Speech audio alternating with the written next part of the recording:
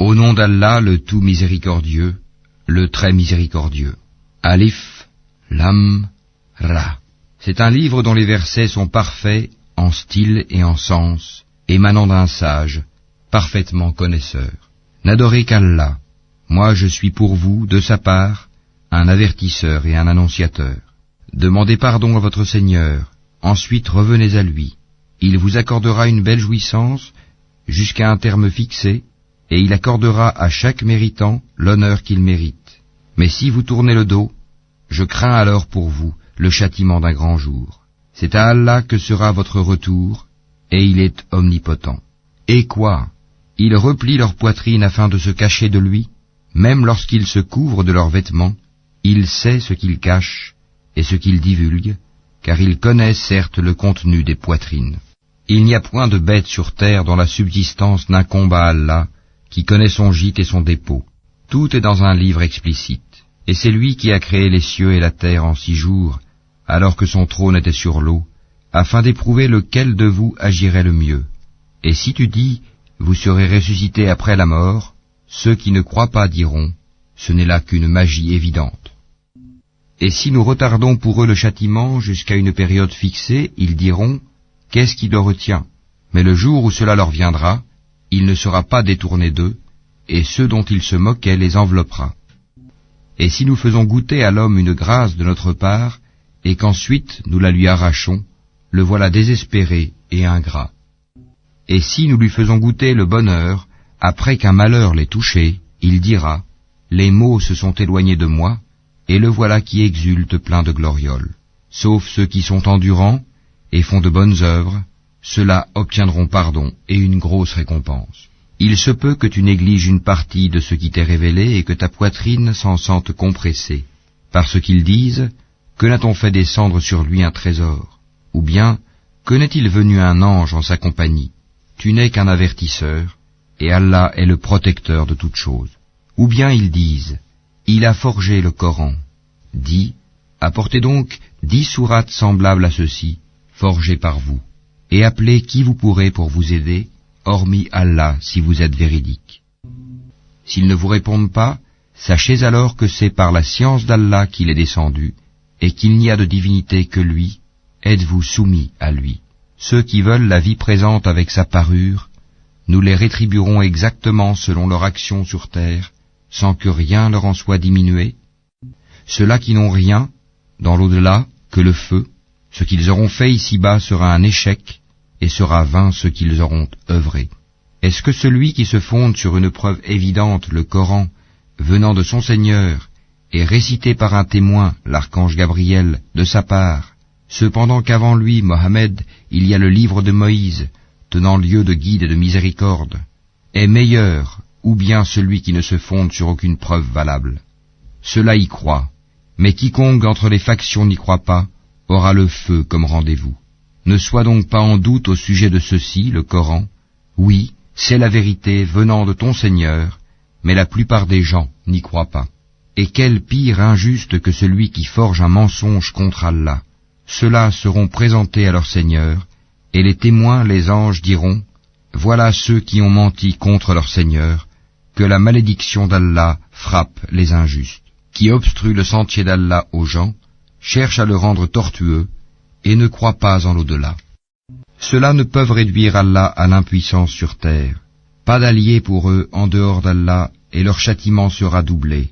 Ils étaient incapables d'entendre, ils ne voyaient pas non plus. Ce sont ceux-là qui ont causé la perte de leurs propres âmes, et leurs inventions, idoles, se sont éloignées d'eux. Ce sont eux, infailliblement, qui dans l'au-delà seront les plus grands perdants. Certes, ceux qui croient font de bonnes œuvres et s'humilient devant leur Seigneur, voilà les gens du paradis où ils demeureront éternellement. Les 2 groupes ressemblent l'un à l'aveugle et au sourd, l'autre à celui qui voit et qui entend. Les 2 sont-ils comparativement égaux? Ne vous souvenez-vous pas? Nous avons déjà envoyé Noé à son peuple. Je suis pour vous un avertisseur explicite. Afin que vous n'adoriez qu'Allah, je crains pour vous le châtiment d'un jour douloureux.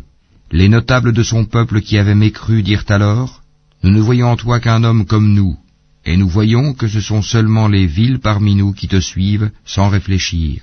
et nous ne voyons en vous aucune supériorité sur nous. Plutôt nous pensons que vous êtes des menteurs. Il dit, ô mon peuple, que vous en semble? Si je me conforme à une preuve de mon Seigneur, si une miséricorde, prophétie, échappant à vos yeux, est venue à moi de sa part, devrons-nous vous l'imposer alors que vous la répugnez? Ô mon peuple, je ne vous demande pas de richesse en retour. Mon salaire n'incombe qu'à Allah. Je ne repousserai point ceux qui ont cru, ils auront à rencontrer leur Seigneur. Mais je vous trouve des gens ignorants. Ô mon peuple, qui me secourra contre la punition d'Allah si je les repousse? Ne vous souvenez-vous pas? Et je ne vous dis pas que je détiens les trésors d'Allah. Je ne connais pas l'inconnaissable. Et je ne dis pas que je suis un ange. Et je ne dis pas non plus aux gens que vos yeux méprisent, qu'Allah ne leur accordera aucune faveur. Allah connaît mieux ce qu'il y a dans leurs âmes. Si je leur disais, je serais du nombre des injustes. Ils dirent, ô Noé, tu as disputé avec nous et multiplié les discussions. Apporte-nous donc ce dont tu nous menaces, si tu es du nombre des véridiques. Il dit, c'est Allah seul qui vous l'apportera, s'il veut, et vous ne saurez y échapper. Et mon conseil ne vous profiterait pas, au cas où je voulais vous conseiller, et qu'Allah veuille vous égarer. Il est votre Seigneur, et c'est vers lui que vous serez ramenés. Ou bien ils disent, il l'a inventé? Dis, si je l'ai inventé, que mon crime retombe sur moi, et je suis innocent de vos criminelles accusations. Et il fut révélé à Noé, de ton peuple, il n'y aura plus de croyants que ceux qui ont déjà cru. Ne t'afflige pas de ce qu'ils faisaient. Et construis l'arche sous nos yeux, et d'après notre révélation, et ne m'interpelle plus au sujet des injustes, car ils vont être noyés. Et il construisit l'arche, et chaque fois que des notables de son peuple passaient près de lui, il se moquait de lui. Il dit, si vous vous moquez de nous, eh bien, nous nous moquerons de vous, comme vous vous moquez de nous. Et vous saurez bientôt à qui viendra un châtiment qui l'humiliera, et sur qui s'abattra un châtiment durable. Puis, lorsque notre commandement vint et que le four se mit à bouillonner d'eau, nous dîmes, charge dans l'arche un couple de chaque espèce ainsi que ta famille, sauf ceux contre qui le décret est déjà prononcé, et ceux qui croient. Or ceux qui avaient cru avec lui étaient peu nombreux. Et il dit, montez dedans, que sa course et son mouillage soient au nom d'Allah, certes mon Seigneur est pardonneur et miséricordieux. Et elle vogua, en les emportant au milieu des vagues, comme des montagnes. Et Noé appela son fils, qui restait en un lieu écarté non loin de l'arche. Ô mon enfant, monte avec nous, et ne reste pas avec les mécréants. Il répondit, je vais me réfugier vers un mont qui me protégera de l'eau. Et Noé lui dit, il n'y a aujourd'hui aucun protecteur contre l'ordre d'Allah. Tous périront, sauf celui à qui il fait miséricorde. Et les vagues s'interposèrent entre les deux, et le fils fut alors du nombre des noyés.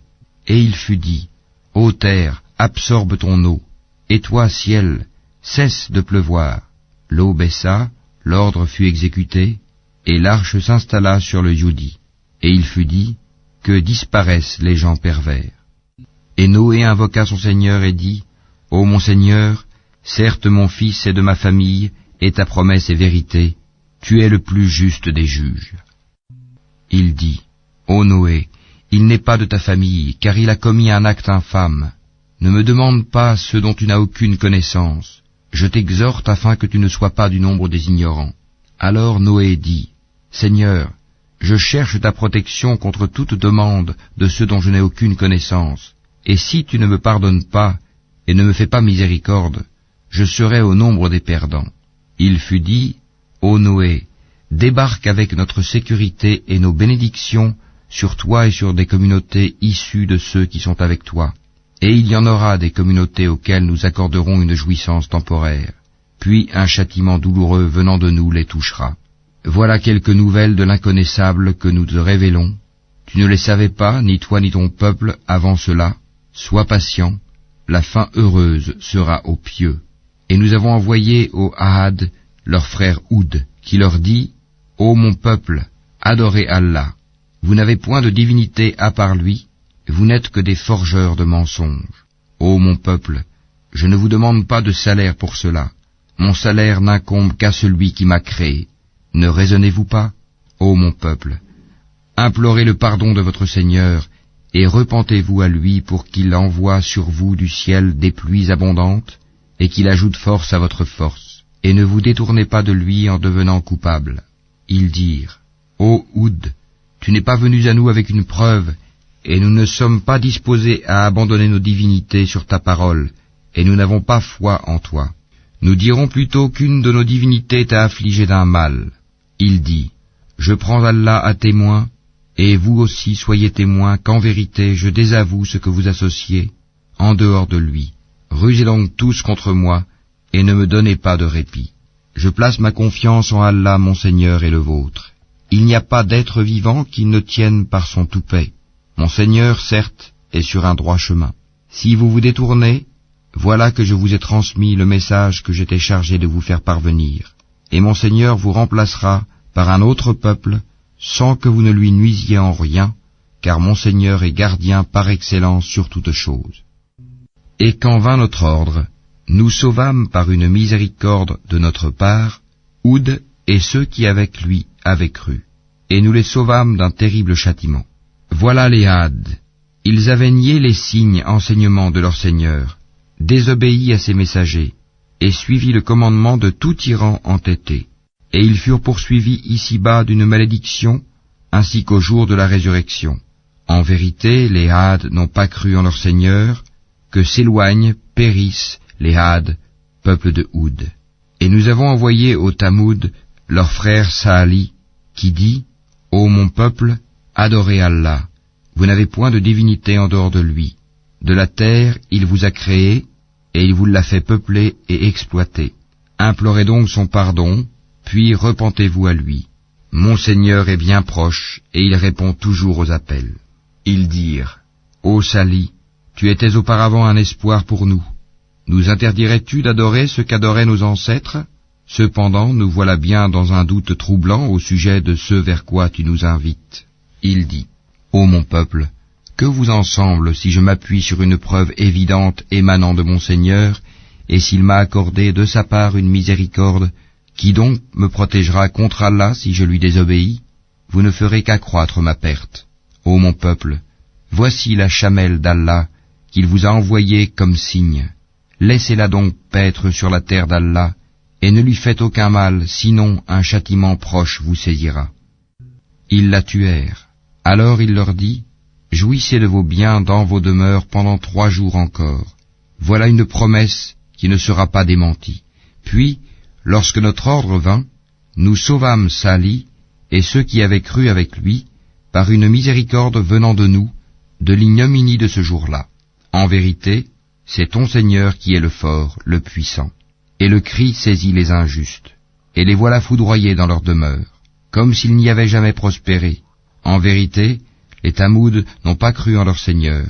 Que périssent les Tamouds. Et nos émissaires sont certes venus à Abraham avec la bonne nouvelle en disant « Salam ». Il dit « Salam » et il ne tarda pas à apporter un veau rôti. Puis, lorsqu'il vit que leurs mains ne l'approchaient pas, il fut pris de suspicion à leur égard et ressentit de la peur vis-à-vis d'eux. Ils dirent « N'aie pas peur, nous sommes envoyés au peuple de Lot. » Sa femme était debout et elle rit alors. Nous lui annonçâmes donc la naissance d'Isaac, et après Isaac, Jacob. Elle dit, Malheur à moi, vais-je enfanter alors que je suis vieille et que mon mari que voici est un vieillard? C'est là vraiment une chose étrange. Ils dirent, T'étonnes-tu de l'ordre d'Allah? Que la miséricorde d'Allah et ses bénédictions soient sur vous, gens de cette maison. Il est vraiment digne de louange et de glorification. Lorsque l'effroi eut quitté Abraham et que la bonne nouvelle l'eut atteint, voilà qu'il discuta avec nous en faveur du peuple de Lot. Abraham était certes longanime, très implorant et repentant. Ô Abraham, renonce à cela, car l'ordre de ton Seigneur est déjà venu, et un châtiment irrévocable va leur arriver. Et quand nos émissaires, anges, vinrent à Lot, il fut chagriné pour eux, et en éprouva une grande gêne. Et il dit, Voici un jour terrible. Quant à son peuple, ils vinrent à lui accourant. Auparavant, il commettait de mauvaises actions. Il dit, Ô mon peuple, voici mes filles, elles sont plus pures pour vous. Craignez Allah donc, et ne me déshonorez pas dans mes hôtes. N'y a-t-il pas parmi vous un homme raisonnable? Ils dirent, Tu sais très bien que nous n'avons pas de droit sur tes filles, et en vérité tu sais bien ce que nous voulons. Il dit, Ah, si j'avais de la force pour vous résister, ou bien si je trouvais un appui solide. Alors les hôtes dirent, Ô Lot, nous sommes vraiment les émissaires de ton Seigneur. Ils ne pourront jamais t'atteindre. Pars avec ta famille à un moment de la nuit, et que nul d'entre vous ne se retourne en arrière, exception faite de ta femme qui sera atteinte par ce qui frappera les autres. Ce qui les menace s'accomplira à l'aube. L'aube n'est-elle pas proche? Et lorsque vint notre ordre, nous renversâmes la cité de fond en comble, et fîmes pleuvoir sur elle en masse des pierres d'argile succédant les unes aux autres, portant une marque connue de ton Seigneur, et elles, ces pierres, ne sont pas loin des injustes. Et nous avons envoyé aux Madian leur frère Chouaïb, qui leur dit, Ô mon peuple, adorez Allah, vous n'avez point de divinité en dehors de lui, et ne diminuez pas les mesures et le poids. Je vous vois dans l'aisance, et je crains pour vous, si vous ne croyez pas, le châtiment d'un jour qui enveloppera tout. Ô mon peuple, faites équitablement pleine mesure et plein poids, ne dépréciez pas aux gens leur valeur, et ne semez pas la corruption sur terre. Ce qui demeure auprès d'Allah est meilleur pour vous si vous êtes croyants, et je ne suis pas un gardien pour vous. Ils dirent, Ô Chouaïb, est-ce que ta prière te demande de nous faire abandonner ce qu'adoraient nos ancêtres, ou de ne plus faire de nos biens ce que nous voulons? Est-ce toi l'indulgent, le droit? Il dit, Ô mon peuple, voyez-vous si je me base sur une preuve évidente émanant de mon Seigneur, et s'il m'attribue de sa part une excellente donation? Je ne veux nullement faire ce que je vous interdis. Je ne veux que la réforme autant que je le puis, et ma réussite ne dépend que d'Allah. En lui je place ma confiance, et c'est vers lui que je reviens, repentant. Ô mon peuple, que votre répugnance et votre hostilité à mon égard ne vous entraînent pas à encourir les mêmes châtiments qui atteignirent le peuple de Noé, le peuple de Houd, ou le peuple de Sali, et l'exemple du peuple de Lot n'est pas éloigné de vous. Et implorez le pardon de votre Seigneur, et repentez-vous à lui. Mon Seigneur est vraiment miséricordieux et plein d'amour. Ils dirent, Ô Chouaïb, nous ne comprenons pas grand-chose à ce que tu nous dis, et vraiment, nous te considérons comme un faible parmi nous. Si ce n'est ton clan, nous t'aurions certainement lapidé, et rien ne nous empêche de t'atteindre. Il dit, Ô mon peuple, mon clan est-il à vos yeux plus puissant qu'Allah, à qui vous tournez ouvertement le dos? Mon Seigneur embrasse, en sa science, tout ce que vous œuvrez. Ô mon peuple, agissez autant que vous voulez, moi aussi j'agis. Bientôt vous saurez sur qui tombera un châtiment qui le déshonorera, et qui de nous est l'imposteur. Et attendez la conséquence de vos actes. Moi aussi j'attends avec vous. Lorsque vint notre ordre, nous sauvâmes par une miséricorde de notre part Chouaïb et ceux qui avaient cru avec lui, et le cri terrible saisit les injustes, et ils gisèrent dans leur demeure, comme s'ils n'y avaient jamais prospéré, que les Madian s'éloignent comme les Tamoud se sont éloignés. Et nous avions envoyé Moïse avec nos miracles et une autorité incontestable à Pharaon et ses notables, mais ils suivirent l'ordre de Pharaon, bien que l'ordre de Pharaon n'avait rien de sensé. Il précédera son peuple au jour de la résurrection, il les mènera à l'Eigad du feu, et quel détestable Eigad. Et ils sont poursuivis par une malédiction ici-bas et au jour de la résurrection. Quel détestable don leur sera donné. Cela fait partie des récits que nous, Mohammed, te racontons concernant des cités. Les unes sont encore debout, tandis que d'autres sont complètement rasées. Nous ne leur avons fait aucun tort, mais ils se sont fait du tort à eux-mêmes.